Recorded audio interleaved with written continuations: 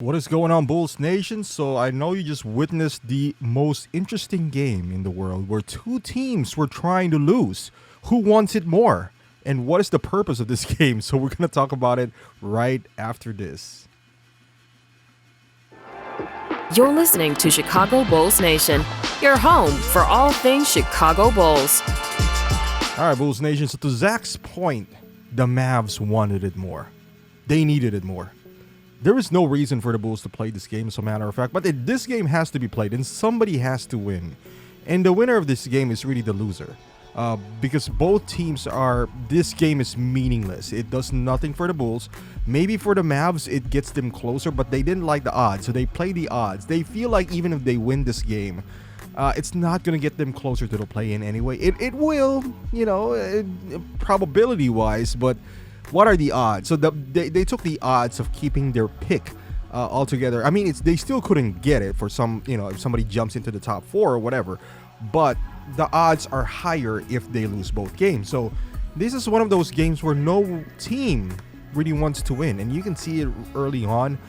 With the Bulls, I mean, I guess it doesn't really matter, but kind of makes more sense to assess who you have. And I'm not talking about for next year. I'm talking about the matchup against the Raptors, because you want to see, we always complain about, hey, the ISO guys, they're impeding the offense, they're slowing down the offense. That's why there's no ball movement. Well, this is the perfect opportunity to execute some plays, if you ever have one, to see if it works without the two ISO guys. The two who's pounding the air out of the ball.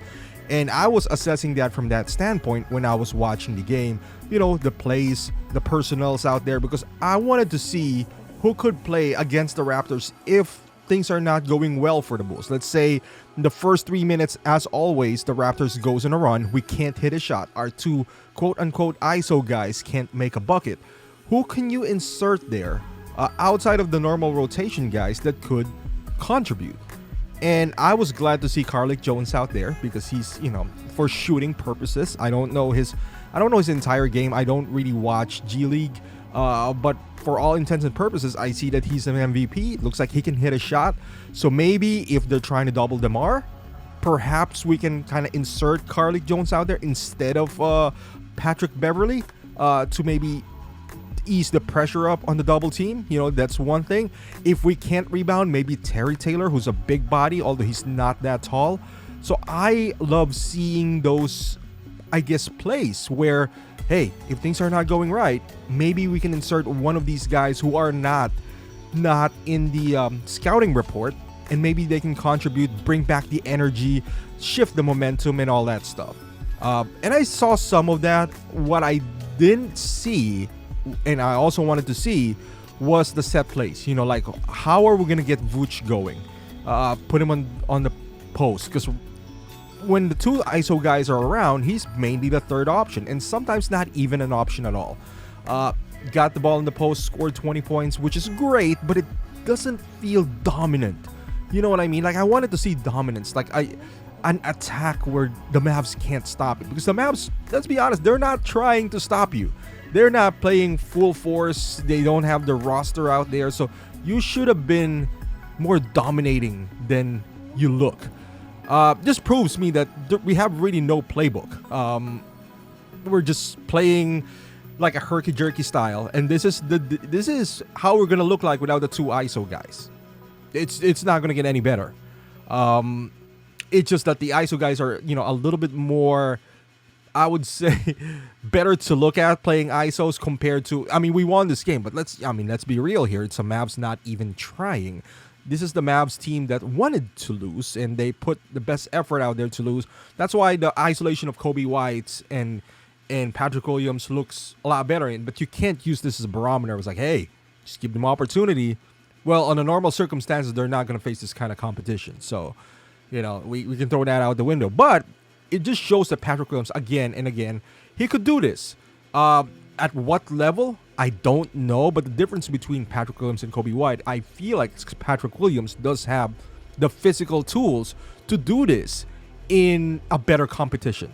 Not just this Mavs. He has the size, the length. I would say even the skill set, he does have it. It's with Patrick Williams, I always feel like it's the mentality, it's the killer instincts, but maybe those two guys are kind of suppressing that, because let's be honest, if there's two guys like that, an alpha around you, and you're a young, quiet reserve guy, you tend to not take shots. Today he took 18 shots, and I get it, bad competition, but I'm just saying he could do this in a better competition. We've seen him become a starter, get opportunities, get scores.